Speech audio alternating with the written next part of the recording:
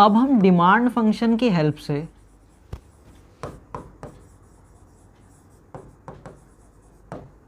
Price elasticity of demand को निकालेंगे।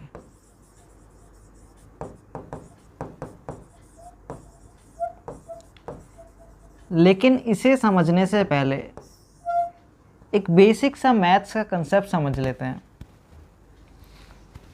कि सपोज अगर हम एक ग्राफ पर, ये y एक्सिस है, ये x एक्सिस है, कभी भी अगर हम इस ग्राफ पर एक लाइन ड्रॉ करेंगे तो ये लाइन किसी इक्वेशन से निकल के आई होगी। ठीक है, इस लाइन की कुछ इक्वेशन होती है, हम ऑलरेडी समझ चुके हैं क्या होती है equation. y is equal to a minus B X. Clear, ये एक जनरल फॉर्म है इस लाइन की, एक इक्वेशन है ये इस लाइन की। क्लियर, ये बात समझ में आ गई। अब इसमें से हमने दो चीज़ें समझ चुके थे, हम ऑलरेडी समझ चुके हैं। क्या? एक x और एक y। x क्या था हमारा? x था हमारा इंडिपेंडेंट वेरिएबल,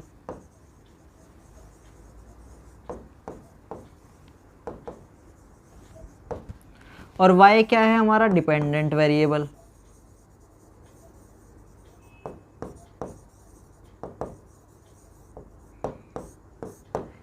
ठीक है, लेकिन अब रह क्या गया है इसमें? अब दो चीज़ें और रह गई हैं इसमें। क्या? a और b। ये क्या है हमारे? a और b हैं हमारे कॉन्स्टेंट्स।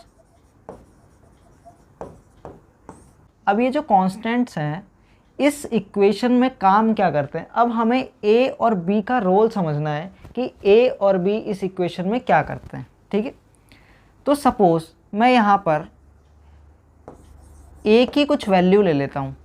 मान लेते हैं a की वैल्यू मैंने ली यहाँ पे 2 और b की वैल्यू ली मैंने 0.5। क्लियर, मैंने क्या किया?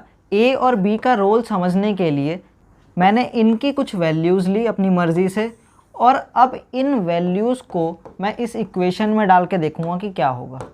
ठीक है, तो इक्वेशन है हमारे पास y is equal to a minus B x.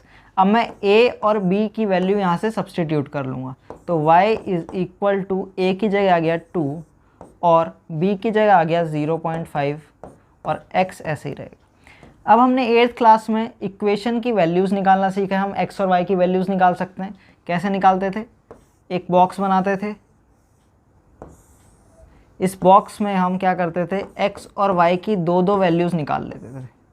ठीक है, दो दो हम एक्सट्रीम पॉइंट्स निकाल लेते थे जिससे हम लाइन बना सकते हैं। तो मान लेते हैं मैंने अगर यहाँ पर x की जगह 0 रखा, x की जगह 0 रखा, तो इसकी क्या वैल्यू आ जाएगी? y की वैल्यू आ जाएगी 2। अगर मैं यहाँ पे x की जगह 0 डालूंगा तो ये सारा 0 हो जाएगा और y की वैल्यू क्या आ जाएगी? 2। और अब मैं अगर यहाँ पर y की जगह 0 रखूँगा तो x की क्या वैल्यू आ जाएगी? x की वैल्यू आ जाएगी यहाँ पर 4। अब x और y की हमें दो दो वैल्यूज़ मिल गई हैं। अब इन वैल्यूज़ की हेल्प से हम ग्राफ ड्रॉ कर सकते हैं और इसकी लाइन बना सकते हैं। इस इक्वेशन से हम लाइन बना सकते हैं। तो अब हम क्या करते हैं? एक ग्राफ ड्रॉ करते हैं।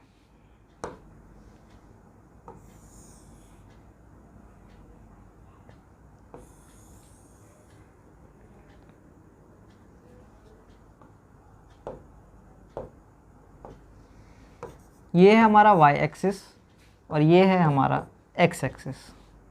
क्लियर?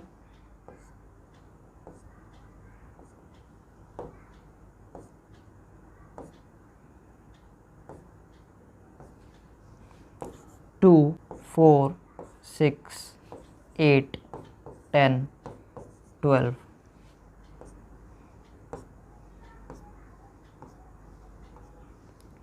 2 4 6 8 10। क्लियर? अब क्या करना है हमें? ये वैल्यूज़ को इस ग्राफ पर प्लॉट करना है। तो प्लॉट कीजिए। अगर x 0 है तो y 2 है, अगर x 0 है, अगर x 0 है तो y 2 है। तो एक पॉइंट हमारे पास ये आ गया। क्लियर? अगर x 4 है तो y 0 है, अगर x 4 है तो y 0 है। तो एक पॉइंट हमें ये मिल गया। क्लियर? अब क्या करते हैं? हम इसे ज्वाइन कर देते हैं।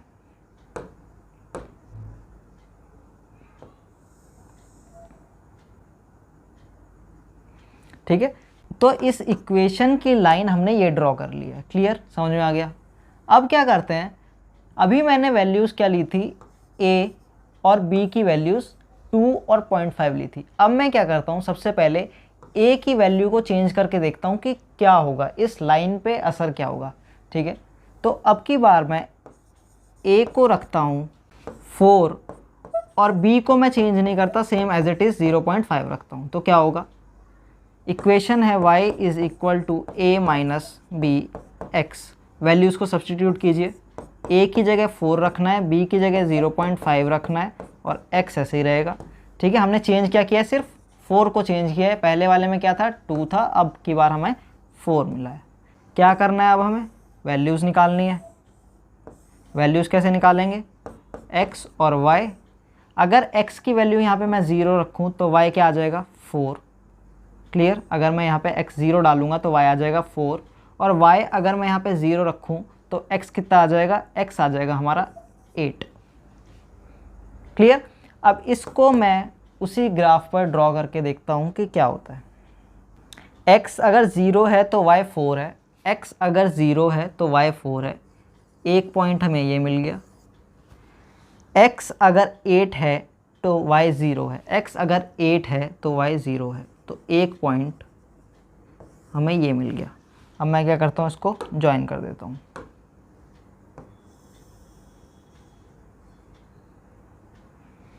क्लियर, तो यहाँ पे अगर आप क्या देखेंगे, एक कंक्लूजन निकालने की कोशिश करेंगे अगर आप, तो क्या होगा कि जब मैं a की वैल्यू 2 से बदलकर 4 करता हूँ, जब मैं a की वैल्यू 2 से बदलकर 4 करता हूँ तो मेरी जो लाइन है वो पूरी की पूरी उठ के शिफ्ट हो गई है। ठीक है, अगर ये हमारी लाइन ए बी है और ये सी डी है, तो अब क्या हो गई है, ए बी से लाइन शिफ्ट होकर पूरी उठकर सी डी पर चली गई है। क्लियर, ये बात समझ में आ गई।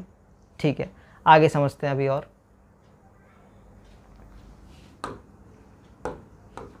अब की बार मैं a को एज इट इज़ रखता हूँ। a मैंने जो स्टार्टिंग में लिया था 2 वही रखता हूँ, ये जो स्टार्टिंग जिससे की थी 2, और b को चेंज करूँगा अब की बार मैं। ठीक है, तो देखते हैं अब b को चेंज करने पर क्या होता है लाइन के साथ। b को अगर मैं 0.8 रख दूँ तो क्या होगा, तो इक्वेशन है y is equal to a minus B x.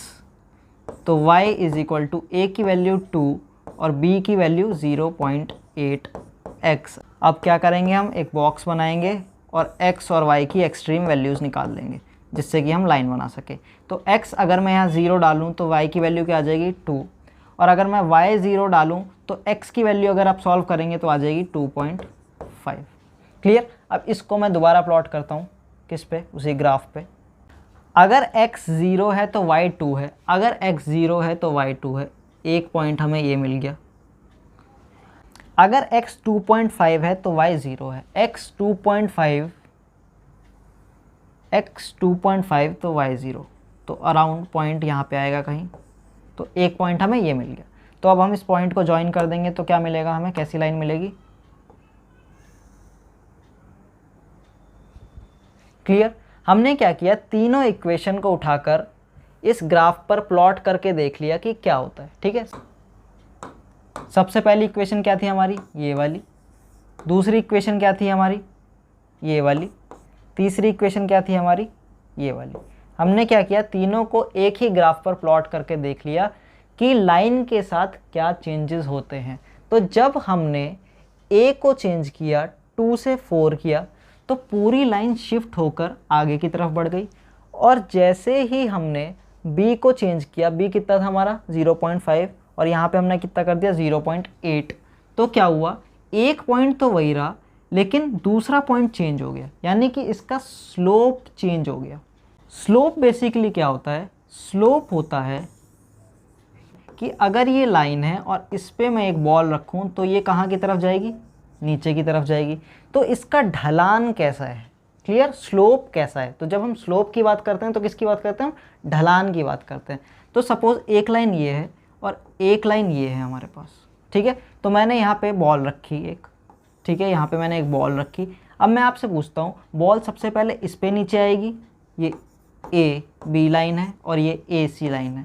Ball सबसे पहले ए बी से नीचे आएगी या ए सी से नीचे आएगी? क्योंकि ए बी ज़्यादा खड़ी ढलान है तो सबसे पहले बॉल किससे नीचे आएगी तेज़ी से? ए बी पे आएगी। तो यानी कि ए बी का जो स्लोप है वो क्या है? ज़्यादा है किससे? ए सी के स्लोप से।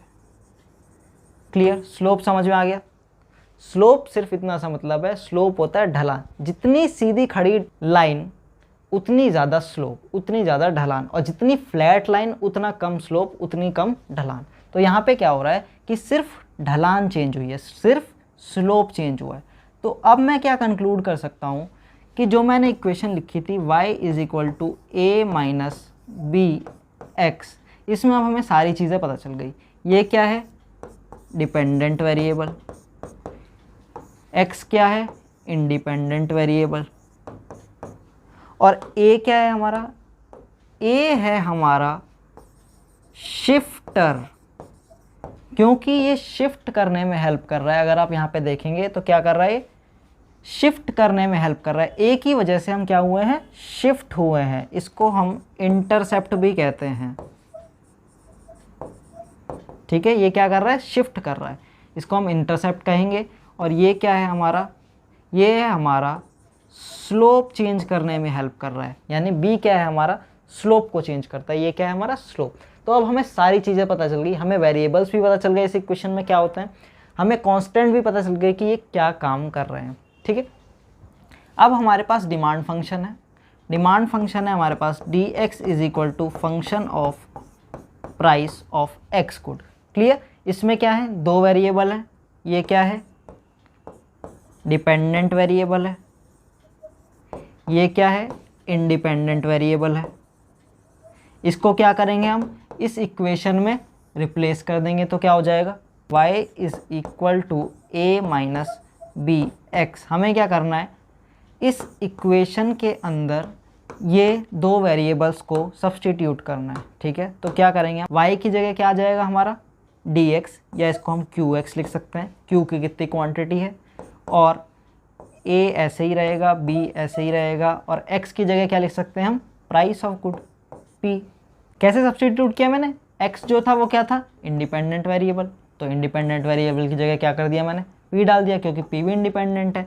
y क्या था? Dependent variable. तो qx क्या है हमारा? Dependent variable. तो डिपेंडेंट वेरिएबल की जगह डिपेंडेंट वेरिएबल डाल दिया। क्लियर? अब ये जो b है ये क्या है हमारा? स्लोप। स्लोप का मतलब होता है प्राइस में चेंज होने की वजह से क्वांटिटी में कितना चेंज आया है। ठीक है, स्लोप का क्या मतलब है कि अगर प्राइस में कुछ चेंज आता है तो क्वांटिटी में कितना चेंज आता है। फॉर एग्जांपल, अगर प्राइस में 5 रुपीज़ का इंक्रीज़ आता है तो क्वांटिटी में 10 यूनिट्स का डिक्रीज़ आता है। तो स्लोप क्या हो गया हमारा? स्लोप हो गया हमारा 2। क्लियर? यानी 5 रुपीज़ के प्राइस, 5 रुपीज़ का डिक्रीज़ आने की वजह से 10 यूनिट्स का इंक्रीज़ आता है एक्स कमोडिटी में। तो इसका स्लोप कैसे निकालेंगे? 10 / 5, तो कितना आ गया? 2। अब इस 2 को मैं इस स्लोप की जगह सब्सटीट्यूट करता हूँ तो देखते हैं क्या इंटरप्रिटेशन निकलती है। तो q = a minus B P, ये इक्वेशन थी हमारी। अब मैं स्लोप की जगह स्लोप की वैल्यू डाल रहा हूँ 2। अब ये क्या बता रहा है? ये जो यहाँ पे 2 है ये क्या बता रहा है? 2 हमें ये बता रहा है कि अगर आप प्राइस को 1 यूनिट से इंक्रीज़ करोगे तो क्वांटिटी 2 यूनिट से डिक्रीज़ हो जाएगी। ये 2 जो है ये वाला 2 है। अगर आप प्राइस को 1 रुपये से इंक्रीज़ करोगे तो क्वांटिटी इतने यूनिट से डिक्रीज़ हो जाएगी। अगर ये इक्वेशन इस तरीके से होती 3p, तो क्या मतलब है कि अगर प्राइस 1 रुपये से इंक्रीज़ होता है तो क्वांटिटी 3 यूनिट से डिक्रीज़ हो जाएगी। अगर ये इक्वेशन a - 5p होती तो क्या होता? अगर 1 रुपये से प्राइस इंक्रीज़ होता है तो क्वांटिटी 5 यूनिट से डिक्रीज़ हो जाती है। तो ये स्लोप क्या बता रहा है हमें कि प्राइसेस में चेंज होने की वजह से कितने यूनिट हमारी क्वांटिटी चेंज होगी। क्लियर? स्लोप का मतलब समझ में आ गया। अब मैं ऐसा क्यों बोल रहा हूँ कि प्राइस के इंक्रीज़ होने की वजह से, यानी 1 रुपया अगर प्राइस पड़ेगा तो 5 यूनिट क्वांटिटी डिक्रीज़ होगी। डिक्रीज़ इसलिए होगी क्योंकि यहाँ पे माइनस का साइन है, नेगेटिव साइन है। ठीक है, इन सारी इक्वेशन में क्या है, नेगेटिव साइन है, नेगेटिव साइन है, नेगेटिव साइन है। इसलिए मैं बोल रहा हूँ अगर ये साइन पॉजिटिव हो जाएगा तो मैं क्या बोलूँगा, अगर ये मान लेते हैं a+5p है, तो अगर 1 रुपये से प्राइस इंक्रीज़ होगा तो 5 यूनिट से क्वांटिटी इंक्रीज़ होगी। तो साइन का ये सिग्निफिकेंस है, अगर पॉजिटिव है तो प्राइस और क्वांटिटी में पॉजिटिव रिलेशन होगा, यानी प्राइस बढ़ेगा तो क्वांटिटी भी बढ़ेगी। अगर नेगेटिव साइन है तो प्राइस और क्वांटिटी में नेगेटिव रिलेशन होगा, प्राइस बढ़ेगी तो क्वांटिटी कम होगी, प्राइस कम होगी तो क्वांटिटी इंक्रीज होगी। क्लियर, ये समझ में आ गया। अब हमारे पास एक डिमांड फंक्शन है Q is equal to 720 minus 25p और प्राइस दिया हुआ है हमें 15 रुपीज़ और हमें क्या निकालना है, प्राइस इलास्टिसिटी ऑफ डिमांड। ये क्वेश्चन हमें गिवन है, हमें निकालना है प्राइस इलास्टिसिटी ऑफ डिमांड। ये क्या है, हमारा डिमांड फंक्शन, अभी हमने समझा। इस डिमांड फंक्शन की हेल्प से हमें क्या करना है, इलास्टिसिटी ऑफ डिमांड को कैलकुलेट करना है। तो सबसे पहले अगर आप देखेंगे मैंने क्या बताया, डिमांड फंक्शन क्या है, Q is equal to 720 minus 25p। ये इक्वेशन हमें किसकी तरह दिख रही है, ये इक्वेशन हमें दिख रही है y is equal to a minus B X, इसकी तरह दिख रही है कि नहीं दिख रही। तो b क्या होता है इसमें, b होता है हमारा स्लोप, यही सीखा अभी हमने। और स्लोप का क्या फॉर्मूला होता है कि प्राइसेस के चेंज होने की वजह से क्या चेंज होता है, हमारा क्वांटिटी चेंज होती है। तो स्लोप का फॉर्मूला ये होता है। तो इससे और इसको कंपेयर करें तो b क्या है हमारा 25। ठीक है, अगर हम इन दोनों इक्वेशन को कंपेयर करें तो b की वैल्यू क्या है 25। ठीक है, तो 25 क्या होता है हमारा स्लोप, b क्या होता है हमारा स्लोप, तो 25 हमारा हो गया स्लोप। तो delta Q is by delta P is equal to 25। एक चीज़ हमें समझ में आ गई, स्लोप क्या निकल के आया हमारा 25, इसको हम क्या कहते हैं, इसको हम स्लोप कहते हैं। क्लियर, ये बात समझ में आ गई। अब क्या गिवन है हमें प्राइस गिवन है 15 रुपीज़। ठीक है, हमें क्या निकालना है, इलास्टिसिटी ऑफ डिमांड। देखिए इलास्टिसिटी ऑफ डिमांड का हमने फॉर्मूला देखा था, क्या होता है, delta Q by delta P into P by Q। Delta Q by delta P हमें निकल के आ गया 25। ठीक है, तो यहाँ वैल्यू क्या करेंगे, सब्स्टिट्यूट कर देंगे 25। P क्या है हमारा, गिवन है हमें 15 रुपीज़, यहाँ पे 15 रुपीज़ डाल देंगे। Q क्या है हमारे पास, Q हमें गिवन नहीं है, लेकिन हम Q निकाल सकते हैं। Q कैसे निकाल सकते हैं, फंक्शन हमको गिवन है 720 माइनस 25p। हम क्या करते हैं, P की वैल्यू हमें पता है, तो P की वैल्यू हम क्या करते हैं, यहाँ पे सब्स्टिट्यूट कर देते हैं। तो सब्स्टिट्यूट करेंगे तो Q की वैल्यू आ जाएगी 720 माइनस 25 और P कितना गिवन है हमें 15। इसको सॉल्व करेंगे तो ये आ जाएगा 720 माइनस ये हो जाएगा 375 और इसको माइनस करेंगे तो ये आ जाएगा 5 4 3। ये कितना आ गया हमारे पास 345। क्वांटिटी आ गई हमारे पास 345। अब इस क्वांटिटी को हम क्या करेंगे, इस क्वांटिटी को हम इस फॉर्मूले में सब्स्टिट्यूट कर देंगे, सिंपल। तो क्या किया हमने, EDP क्या गिवन है, delta Q by delta P into P by Q। Delta Q by delta P है हमारा 25, P है हमारा 15, क्वांटिटी आ गई 345। इसको कैंसिल करेंगे तो हम 3 6 9 3 1 2 3 23। तो ये आ जाएगा हमारा 25 बाय 23 और इसकी वैल्यू निकालेंगे तो कितना आ जाएगा 1.08। ठीक है, और ये आ जाएगा नेगेटिव में। यानी कि अगर प्राइस 1% से इंक्रीज होगा तो क्वांटिटी डिमांडेड कितने से डिक्रीज हो जाएगी, 1.08 से क्वांटिटी डिमांडेड डिक्रीज हो जाएगी।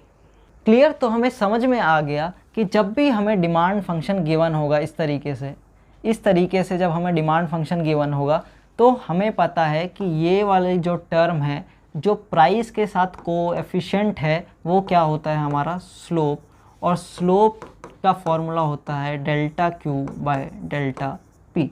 और इस डेल्टा क्यू डेल्टा पी को हम क्या करते हैं, इस फॉर्मूले में रिप्लेस कर देंगे और डायरेक्ट वैल्यूज़ को कैलकुलेट कर लेंगे। क्लियर? हमें अब डिमांड फंक्शन से इलास्टिसिटी ऑफ डिमांड भी कैलकुलेट करना आ गया है।